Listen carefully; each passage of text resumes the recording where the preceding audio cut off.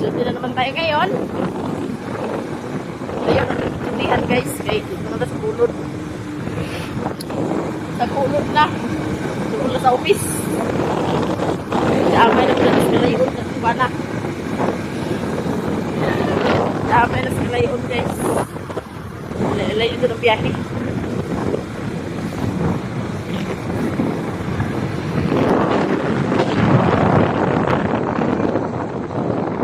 Maganda na pantay yun ng mga crossing na. Yan na ikalit na ito ha. Layo.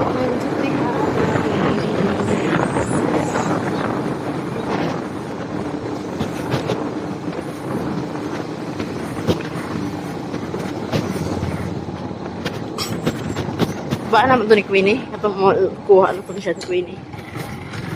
Natabo na to? Oo. Ito karon ba na ito Queenie?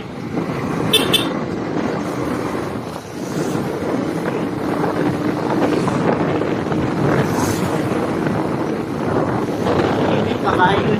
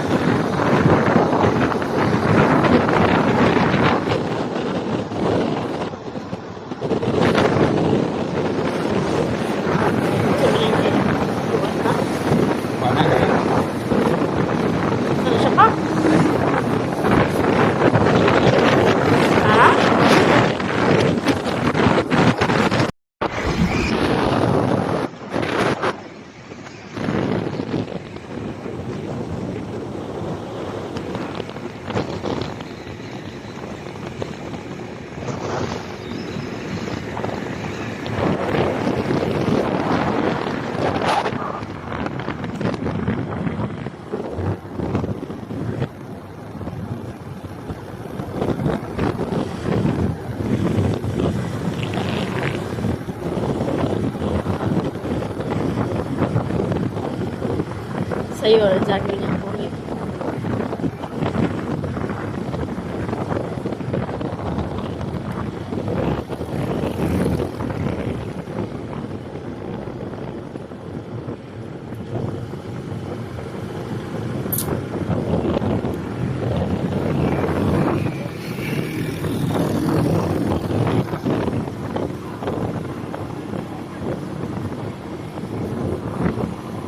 Ay,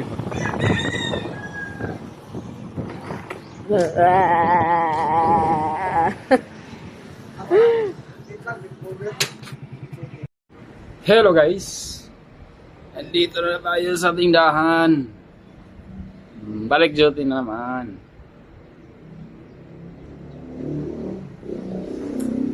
Boss! Bate na po sa boss. Kumbate na po talaga eh. Para palitag bugas ano eh. Grabe ang mahala ng bigas ngayon guys. Yung 100 mo ano na lang, isa og tunga ang kilo, isa og tunga na lang mapalit. Isa kilo og tunga mapalit sa 100. Grabe naman pagtaas ng bigas natin sa Pilipinas. Nakakaloka. Kaya kailangan kong ipagpatuloy yung vlog kasi mahala ng ang mahal ng bigas guys. Stilan. Kailangan may extra income tayo. kahit na hindi tayo magkasahod. Baka naman. So, balhin na stata kuan. Temporary sa bulod dun sa office namin.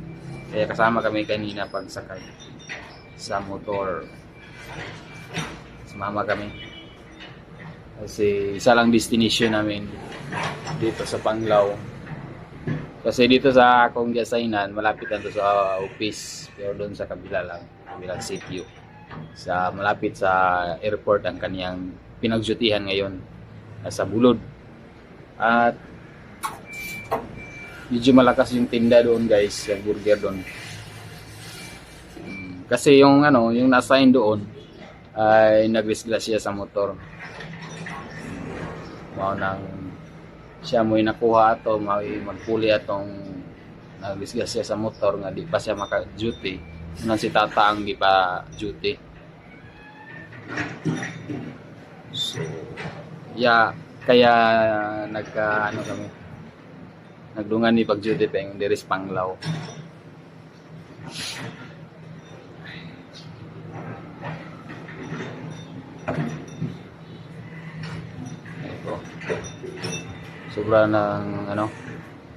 Sobra ng mahalang bilihin. Bigas na to.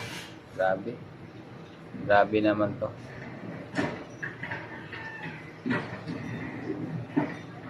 Kung pwede lang sana hindi tayo kumakain ng isang araw or dalawang beses sa isang araw. Pwede naman. Kaya naman natin yan, pero yung mga bata lang talaga pagkailangan kompleto sa pagkakapabahaw pa nito pa niya po. Pero sa atin mga tiguang na pwede naman isang araw dalawa tayo saka pamahaw at saka sa hapunan na rin. Kaya naman natin yan. Kasi yung napagkamahal talaga ng bigas ngayon guys. Sabi,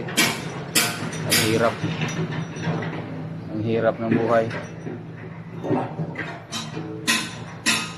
Siguro kung andun kami sa Mindanao,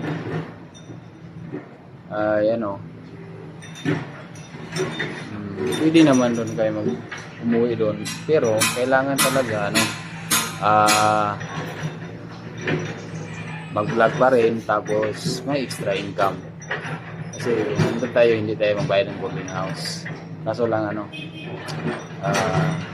mahirap doon kasi malayo ring school nila ni Ate Chichi at doon king bata kasi gigabagtas layo tayo. Alam niyo naman na wala akong motor. Pohon na kaluyan ta sa Ginoo. Kung makaulit pakuha tayo ng motor guys.